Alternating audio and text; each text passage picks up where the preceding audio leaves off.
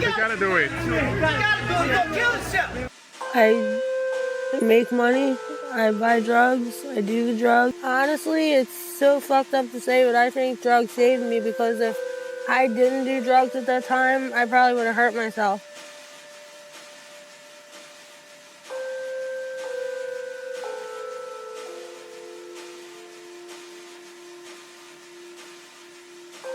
What if the story behind every tent lining the sidewalks is far heavier than it looks? A story of someone who once had a warm bed, a safe room, a quiet morning, and now sleeps on a freezing sidewalk with nothing but a thin blanket separating them from the cold ground. What if the person resting on a piece of cardboard tonight once worried about meeting deadlines, not about surviving the next sunrise? These are the questions that echo through the heart of Inside America's Fentanyl Impact, why thousands are falling into homelessness and mental struggles. Because this crisis isn't happening somewhere distant. It's unfolding right beneath bridges, beside busy streets, and in the forgotten corners of cities where people search for scraps of food in places no one should ever have to. And the thumbnail text, America's Fentanyl War, Thousands Forced into Homelessness, isn't exaggeration. It's a reflection of real lives being pushed into survival mode, where tents become homes, sidewalks become beds, and every day becomes a test of endurance. But how does someone's life shift so drastically that their only shelter is a plastic sheet fluttering in the wind? How does a society grow so overwhelmed that thousands end up fighting silent battles in plain sight, unnoticed by the world rushing past them? And how much of this crisis comes from the emotional struggles, the economic pressure, and the unpredictable force of fentanyl silently reshaping lives? These questions guide us deeper into a story that isn't just about homelessness or addiction. It's about the fragile line between stability and collapse, and how easily anyone's life can drift from certainty to survival.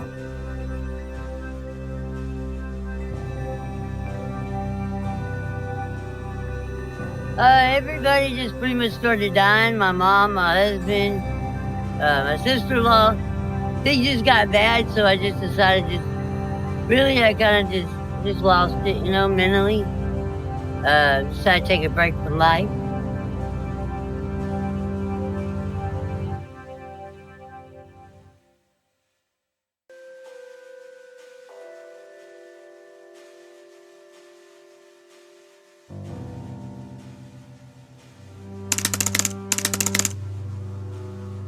America's hidden collapse, the crisis growing in plain sight.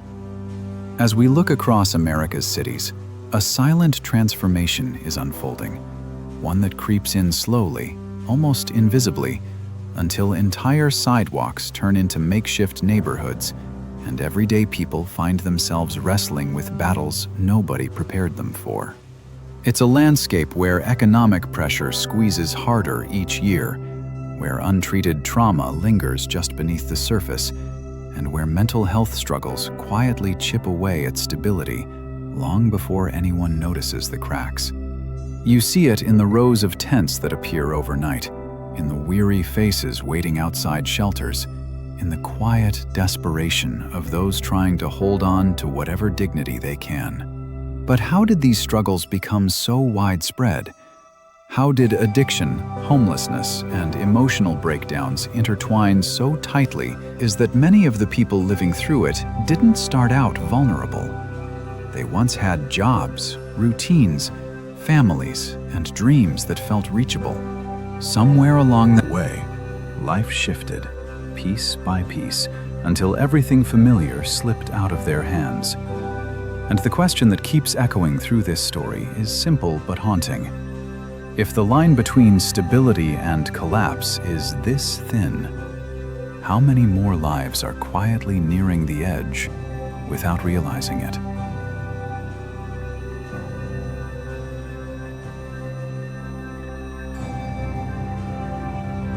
Yeah, I've been here since I was on the street since I was 29.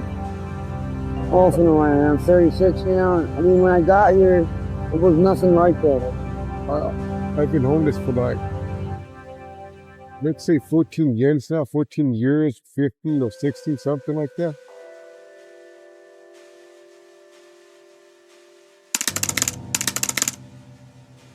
The quiet slide into addiction, where it really begins. Addiction rarely begins with reckless decisions. It often begins with pain, physical pain, emotional pain, loneliness, trauma, pressure, or simply feeling overwhelmed by the weight of life. Someone who once held everything together slowly becomes someone fighting silent inner battles no one can see.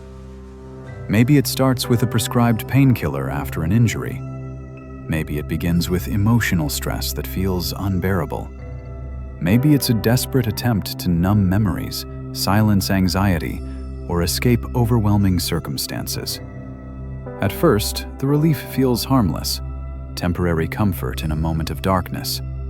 But slowly, quietly, it becomes the only way to function. The person still works, still smiles, still talks, but inside, they're slipping further away from the version of themselves they recognize. Addiction is not about weakness. It's about wounds left untreated, needs unmet, pressures unspoken. People don't choose addiction. They drift into it, step by step, as life becomes heavier than they can carry alone. And while their world quietly unravels, the outside world rarely notices, until everything collapses at once. The tragedy is that this slide happens long before the person seeks help, long before loved ones recognize the signs, long before systems step in. And by then, escaping its grip feels nearly impossible. This vulnerability creates the perfect entry point for something far more dangerous, something that transforms an emotional struggle into a life-altering crisis. And once fentanyl enters this picture, the descent doesn't just continue. It accelerates beyond anything people ever imagined.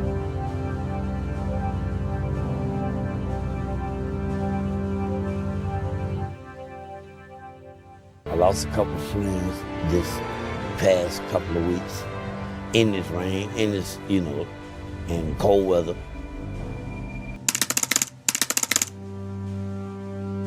Fentanyl, the silent force reshaping America's crisis. Fentanyl didn't just appear. It stormed into communities and transformed the entire landscape of addiction, homelessness, and mental struggle with a speed no one was prepared for.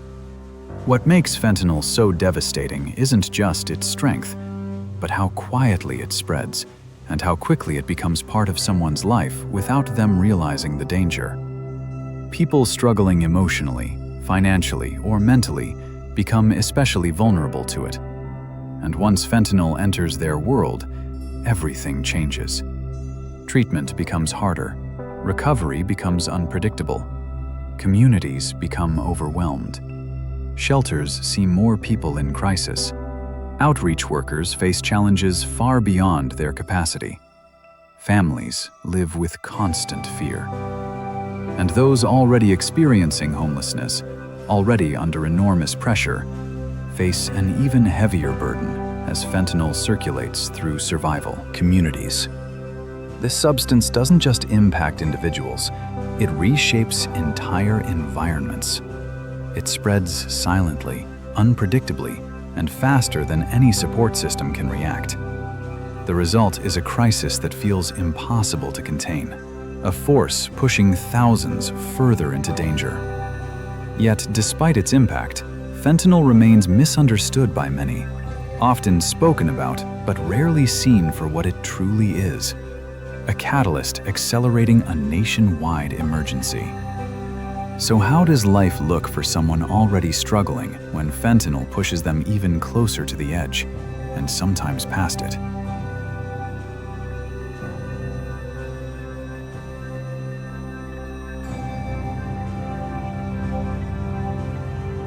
That's something that happened with me due to my addiction. I lost my house.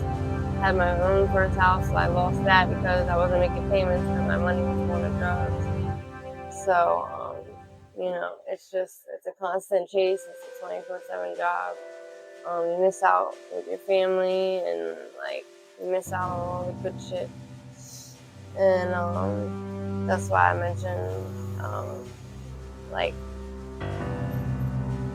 how just looking at a field to me is like beautiful, or just watching beach waves, like listening to them crash, like things like that, enjoying the little things. I've been robbed 3 times out here, and you know, it really like beat me down to the point where it's like that's all materialistic shit. Like you can get a new phone, you can get a new book bag. Like what's really important is your time and how you spend it, I think.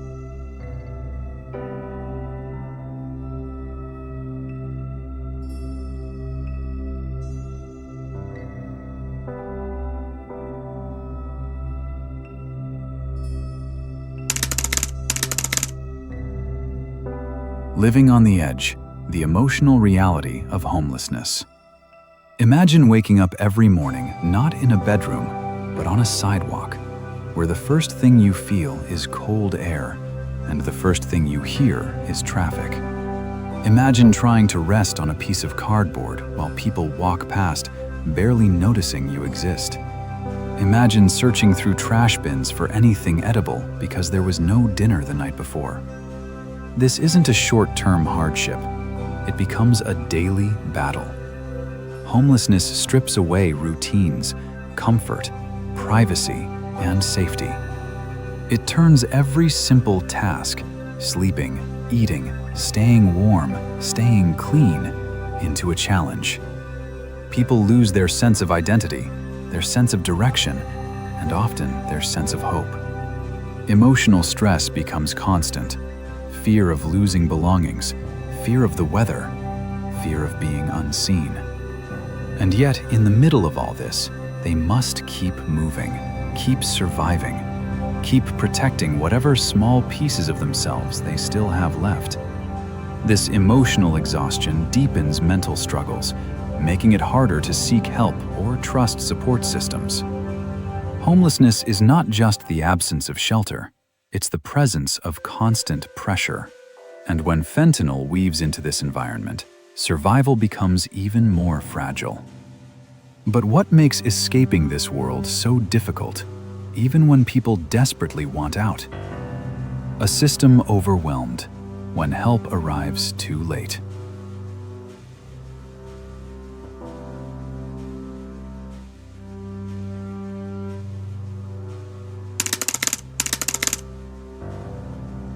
America's support systems, shelters, mental health services, addiction treatment centers, were never designed for a crisis this large, this fast, or this complex. By the time someone reaches out for help, they are often already emotionally drained, physically exhausted, and overwhelmed by the daily demands of survival. Yet when they finally ask for support, they're met with waiting lists, paperwork, shortages, and overburdened facilities. Shelters fill up before sunset, clinics run out of space, caseworkers are stretched thin, treatment programs are underfunded and overbooked. The system isn't failing because people don't care. It's failing because demand has grown beyond what anyone predicted. People who genuinely want recovery, stability, and safety find themselves trapped in a cycle of delays and obstacles. The longer the wait, the harder hope becomes. And without early intervention, small struggles turn into crises. Crises turn into emergencies, and emergencies become tragedies. So in a system this overwhelmed, what keeps people going? What lights remain in the darkness?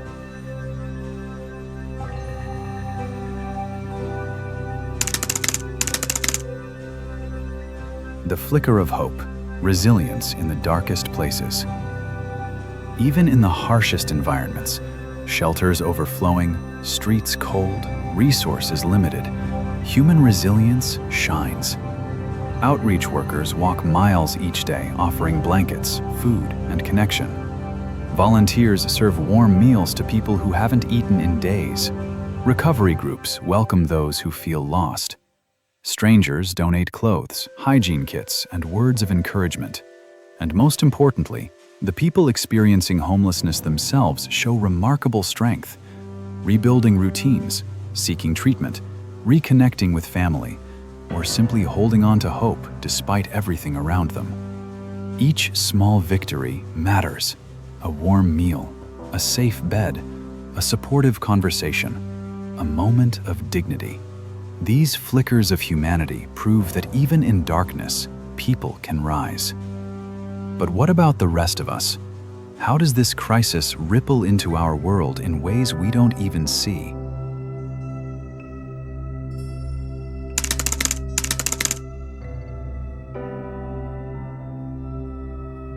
The ripple effect. How this crisis touches everyone. Homelessness, addiction, and mental health struggles don't just affect individuals, they affect entire communities, emotionally, socially, and economically. Families break under the weight of worry.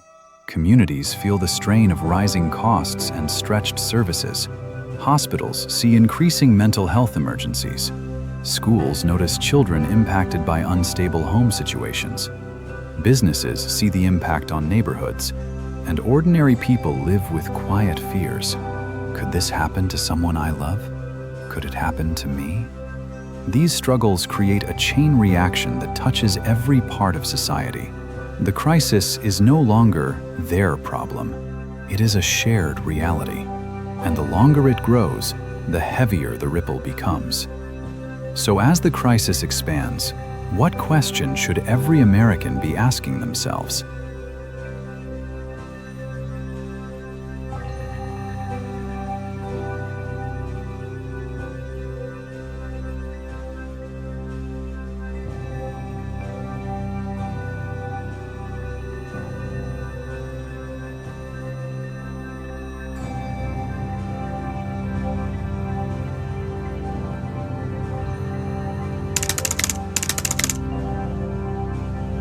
A final question.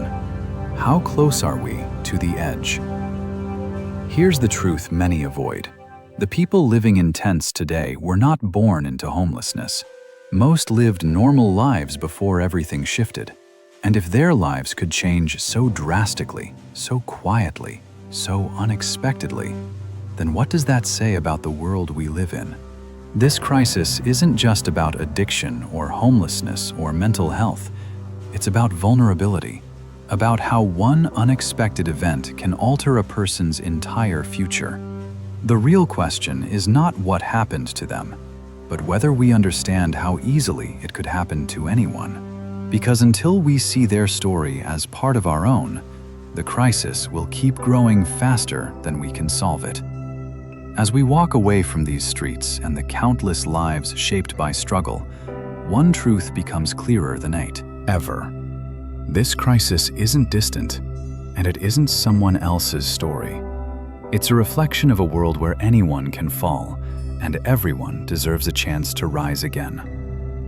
The people behind these tents, these cold nights, these silent battles, are carrying stories that deserve to be seen, heard, and understood.